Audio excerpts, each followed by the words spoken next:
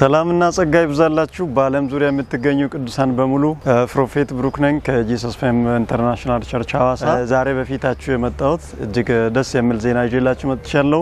የእግዚአብሔር ቃል ሲናገር በትንቢተ ኢሳይያስ ምዕራፍ 27 ከቁጥር 1 ላይ በዚያን ቀን እግዚአብሔር ፈጣኑን እባብ ለዋታንን ጠማማውን እባብ ለዋታንን በጠንካራ በታላቅ በብርቱ ሰይፍ ይቀጣል በባህር ውስጥ ያለውንም ዘንዶን ይገድላል ይላል። እግዚአብሔር አምላክ በሰጠን ምሪት መሰረት ያዘጋጀነው ታላቅ ኮንፈረንስ አለ። ይሄ ኮንፈረንስ የናንተን በረከት የበላ ለዋታን የሚቀጣበት፣ የናንተን ደስታ የያዘ ጠማማው የሚቀጣበት፣ የናንተን ኢኮኖሚን የያዘ የናንተን ጸጋ የያዘ የናንተ የሆነውን ርስት የያዘ ዘንዶ የሚሞትበት ታላቅ ክሩሴድ አዘጋጅተናል። ይሄ ኮንፈረንስ ግንቦት 29 ይጀምራል፣ ሰኔ 1 ያልቃል። በዚህ በ3 ቀን ውስጥ እግዚአብሔር ብዙ በሽተኞችን ይፈውሳል፣ ብዙ የወደቁትን ያነሳል፣ ብዙ የደከሙትን ያበረታታል፣ ለብዙዎች እግዚአብሔር ትንሳኤ ይሰጣል። በዚህ ኮንፈረንስ የእግዚአብሔርን ጸጋ ለመካፈል ከያዛችሁ ነገር ለመላቀቅ ሁኔታዎችን እግዚአብሔር አስተካክሎ መስመር አስይዞ እንዲሰጣችሁ የምትፈልጉ ሰዎች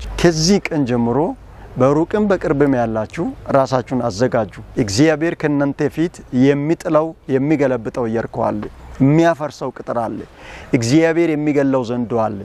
ብዙ ለፍታችሁ ብዙ ደክማችሁ ብዙ ጸልያችሁ ብዙ አጸልያችሁ እርምጃ መጨመር ያልቻላችሁ ሰዎች በዚህ በ3 ቀን ኮንፈረንስ እግዚአብሔር ለእናንተ ዘጻት ያደርጋል። የህይወታችሁን መሰረት እግዚአብሔር እንደገና ያስተካክላል።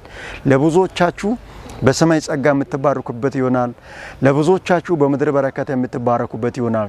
ለብዙዎቻችሁ ዘራችሁ ነፃ የሚወጣበት ይሆናል።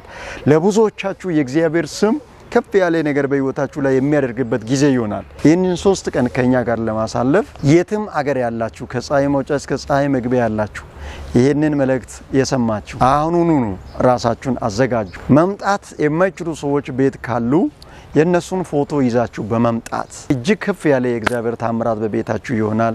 በሚያስፈልግ ነገር ሁሉ ይጸለይላችኋል። ከየትም ዓለም ስትመጡ ይህን ፕሮግራም በመካፈል ራሳችሁን እንደምትቀይሩ አምናችሁ ጸልያችሁ ወደዚህ ቦታ ጉዞ ጀምሩ። እግዚአብሔር ከእናንተ ጋር ይሁን። የቸርቻችን አድራሻ የማታውቁ ሰዎች አድራሻችን ሐዋሳ ሞብል ማደያው ፊት ለፊት ቸርቻችን ታገኛላችሁ። መታችሁ የእግዚአብሔርን ጸጋ ተካፈሉ። እንወዳችኋለን። ሻሎም